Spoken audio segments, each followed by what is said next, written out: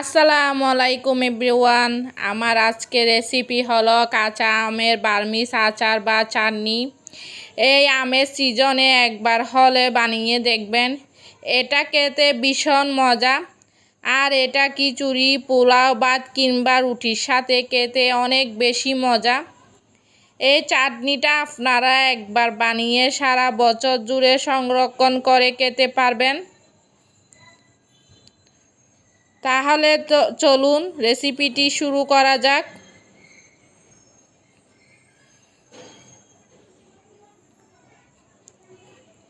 আমের চাটনি বানানোর জন্য এখানে আমি নিয়েছি 1 কেজি পরিমাণ কাঁচা আম।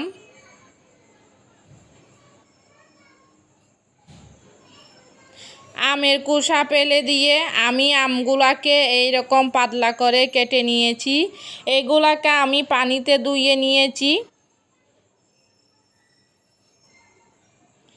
একটি পাত্রে নিয়ে আমি দিয়ে দিচ্ছি 4 ভাগের 1 ভাগ সিরকা দেওয়ার পর এই আমগুলাকে আমি সিদ্ধ করে নিব।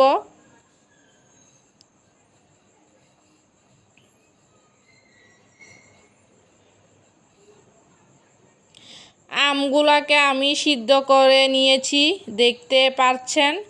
আমগুলাকে এরকম গলা গলা করে সেদ্ধ করে নিতে হবে, পানি কিন্তু দেওয়া যাবে না। আমি শুধুমাত্র সিরকা দিয়ে এগুলোকে সিদ্ধ করে নিয়েছি। চুলার আঁচটা একদম লো হিটে রেখে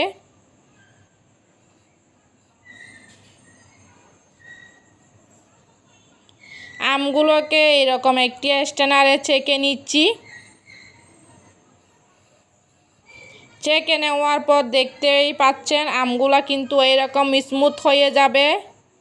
এখন আমি আমের আচার তৈরি করে নেব। একটি পাত্রে আমি ছেঁকে নেওয়া আমগুলোকে নিয়ে নিয়েছি।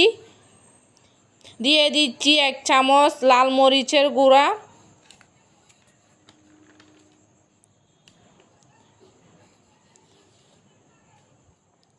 আর দিয়ে দিচ্ছি 1 চামচ লবণ। লাল মরিচের গুঁড়ো আর লবণ একসাথে আমি এরকম করে মিশিয়ে নিচ্ছি।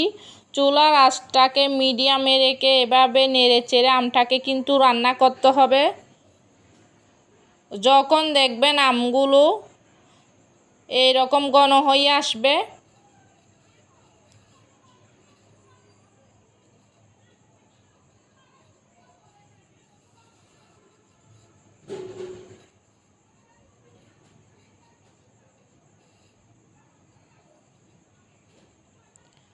তখন আমি এখানে দিয়ে দিচ্ছি 1 কাপ পরিমাণ চিনি।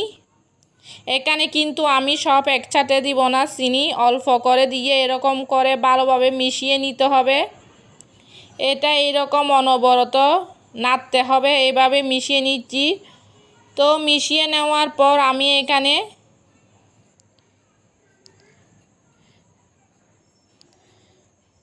এখানে দিয়ে দিব আধা কাপ পরিমাণ সরিষার তেল। সরিষার তেলটাকে আমি অন্য একটি পাত্রে ভালোভাবে গরম করে নিয়েছি। তারপরে আমের সাথে আমি দিয়ে দিলাম। এইবার এভাবে অনবরত নেড়ে চেড়ে আমটাকে রান্না করতে হবে। চুলার আঁচটা কিন্তু মিডিয়ামে থাকবে। এটাকে কিন্তু অনবরত নেড়ে চেড়ে দিতে হবে, আর সাবধানে থাকতে হবে, এটা থেকে কিন্তু ছিটকা পড়ে পুড়ে যেতে পারে। এখানে অনবরত নেড়ে এই আমের আচারটা তৈরি করে নিতে হবে। প্রায় আধ ঘন্টা রান্না করার পর আমের আচারটা এই অবস্থায়।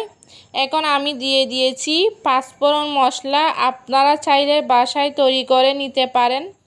তো আমি এখানে অর্ধেক পরিমাণ দিয়ে দিচ্ছি 5 ফোড়ন মশলা, আর বাকি মশলাটা পরে ব্যবহার করব, ওটা আমি রেখে দিচ্ছি। এখন আবারও এভাবে মিশিয়ে নিচ্ছি নেড়ে চেড়ে, সাথে খুব ভালো করে মিশিয়ে নিচ্ছি। তো আপনাদেরকে কিন্তু এই রকম নেড়ে চেড়ে যেতে হবে, না হয় নিচ থেকে লেগে যাবে আর আচারের স্বাদ কিন্তু ভালো হবে না। নেড়ে চেড়ে নেওয়ার পর আমি এখানে দিয়ে দিচ্ছি 1 চা চামচ পরিমাণ শুকনা মরিচের গুঁড়া। আপনারা যদি জালটা খেতে পছন্দ করেন তাহলে এই শুকনা মরিচের গুঁড়াটা ব্যবহার করবেন, এখানে এই শুকনা মরিচের গুঁড়াটা দিলে আচার খেতে অনেক বেশি টেস্টি হবে। কিছুক্ষণ এভাবে রান্না করার পর দেখতে পাচ্ছেন আচারের কালারটা এরকম চেঞ্জ হয়ে আসতেছে। আর নাড়তে নাড়তে একসময় দেখবেন আচার থেকে তেলটা বের হয়ে আসবে। আচার কিন্তু আমার তৈরি হয়ে গিয়েছে। আমি এখানে দিয়ে দিচ্ছি 1 চা চামচ গরম মশলার গুঁড়া, সাথে দিয়ে দিচ্ছি বাকি অর্ধেক পাঁচফোড়ন মশলা। এখন আমি আবার নেড়ে চেড়ে এভাবে মিশিয়ে নিচ্ছি।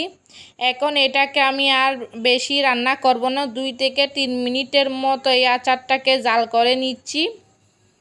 তো যখনই দেখবেন তেলটা এরকম বের হয়ে আসবে তখনই বুঝে নিতে হবে আচারের চাটনি একদম তৈরি হয়ে গিয়েছে।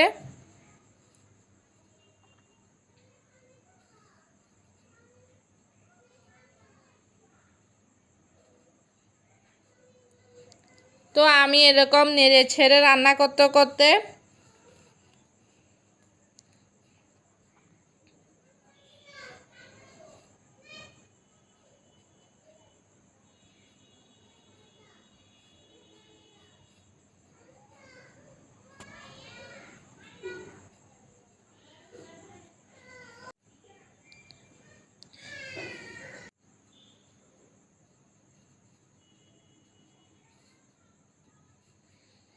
তো এইভাবে নেড়ে চেড়ে রান্না করতে করতে দেখতেছেন তেলটা বের হয়ে আসতেছে। এই তো আমার আচারটা আমি এটা চুলা থেকে নামিয়ে নিচ্ছি। প্রিয় দর্শক, আমি এখানে কিন্তু 1 কাপ পরিমাণ চিনি ব্যবহার করেছি। আপনারা চাইলে এখানে আরও বেশি চিনি দিতে পারেন আপনাদের টেস্ট অনুযায়ী। চাটনিটাকে চুলা থেকে নামানোর পর আমি এটাকে ঠান্ডা করে পরিবেশন করে নিয়েছি। তো দেখতে পারছেন এটা দেখতে কতটা লোভনীয় হয়েছে, খেতে কিন্তু ভীষণ মজার আমের সিজনে। আপনারা চাইলে এরকম বেশি করে চাটনি তৈরি করে নিতে পারেন। আশা করি পরিবারের সবাই খুবই পছন্দ করবে। বার্মিজ আচার তৈরি হয়ে যাওয়ার পর খুব ভালো করে ঠান্ডা করে নিতে হবে। তারপর সংরক্ষণ করার জন্য একটা কাচের বয়মে এটা 3 থেকে 4 মাস পর্যন্ত ভালো থাকবে, খেতে পারবেন। এই রকম আরও লোভনীয় নতুন নতুন রেসিপি পাওয়ার জন্য আমার চ্যানেলটি সাবস্ক্রাইব করে রাখবেন। আজকে এখানেই বিদায় নিচ্ছি। আল্লাহ হাফিজ।